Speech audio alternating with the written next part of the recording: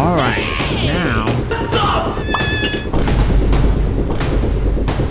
Thank you.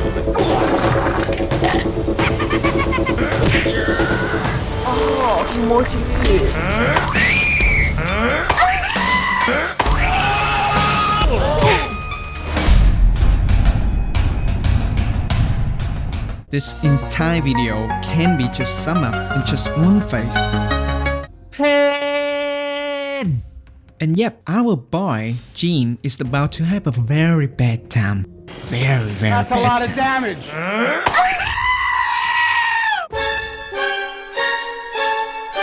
Hundreds and even thousand years ago, humans still had a little understanding of human body. They What? still couldn't understand why people Bro, what are become you ill. talking about, man? But humans have always been curious, keep exploring the human body inside and out. Alright, now just tap this dead body and... Did you know that before crowbar were invented, crowd used to drink at home?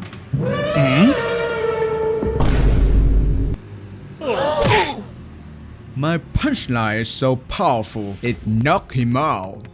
That was especially true in the early days of medicine, when treatment wasn't different from torture.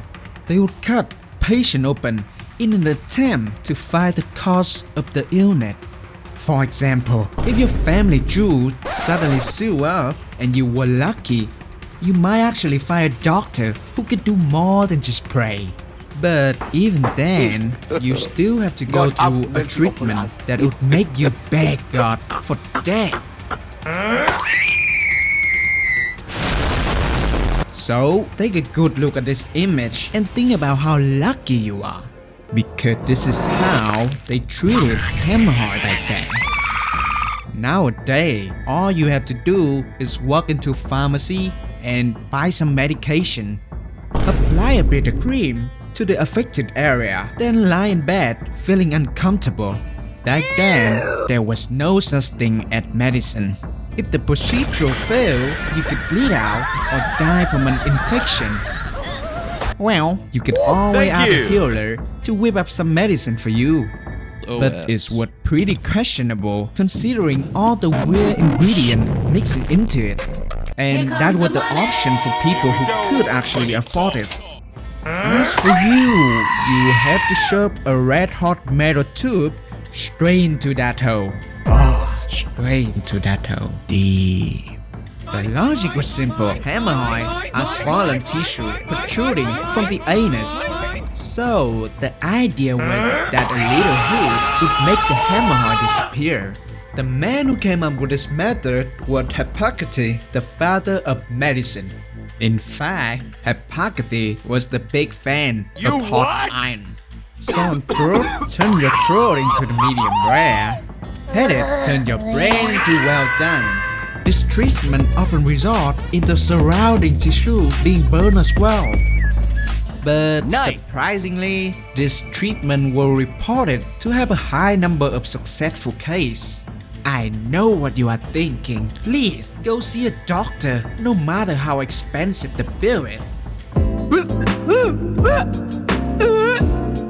Now, we're moving from the pain in the ass to the pain in the car. Chicken, right? No. This method was already being practiced in ancient Egypt around 3,000 years. It was typically used to treat people suffering from urinary retention. If you think needing to pee or your bladder is in pain, it's already bad enough. And I'm sorry to say that, but what combination will make you think twice before you ever holding it in again? Urinary catheter had been found throughout the ancient world from east to west. The instrument ranged from hollow onion stalk to one made of solid gold. The principle was simple. The urinary tract was being blocked by a stone. The first step was to use the rigid rod to break up the stone and clear the blockage. Well, The male genitalia are extremely sensitive, so even the slightest touch can be painful, let alone having a metal rod subscribed through your urethra. To ease the pain, patients were usually given opium, wine, and herb.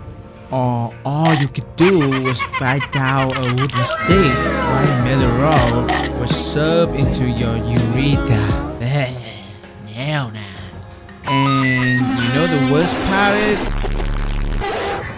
These two were often handmade, which means they could have sharp it. So if they weren't careful, your penis could end up blooming like a flower, literally. And I'm not even mentioning how that wound could easily lead to infection. At that point, castration almost seemed like the only mercy left. But in reality, at that time, this was considered the most effective treatment available. You were trading a few minutes of extreme pain to avoid kidney failure. When your kidney stone became severe enough, it was time for lithotomy.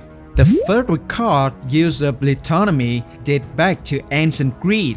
The term lithotomy is derived from two Greek words. The prefix litho comes from the Greek word lithos, meaning stone. The suffix tomi comes from the Greek word tomos, meaning to cut. And yes, the procedure literally means cutting the patient open and removing the stone.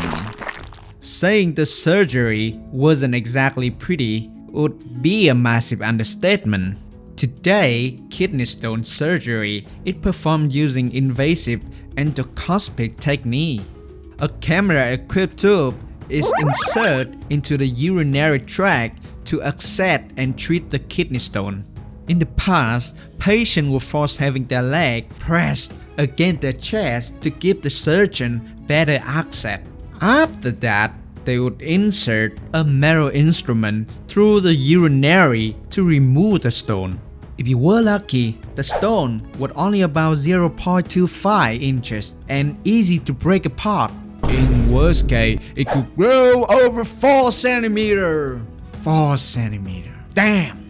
In such cases, the stone could cause internal bleeding and infection. The procedure was so painful that it required at least 3 people to restrain the patient. This was done to ensure that no sudden movement could interfere. After the procedure, patients were placed in a bath of water mixed with vinegar and salt to help prevent infection. Just imagine your flat wound coming into contact with vinegar and salt water. Ouch! The pain! The pain!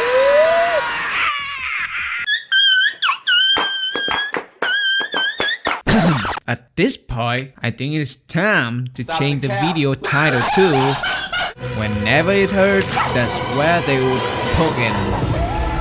And trepanation with no exception. It was a procedure where a hole was drilled into patient's skull to kill something. The list of conditions that could be treated with this procedure include headache. Are you serious? Who the thought drilling into the skull was a good way to treat headache? Epilepsy, mental illness,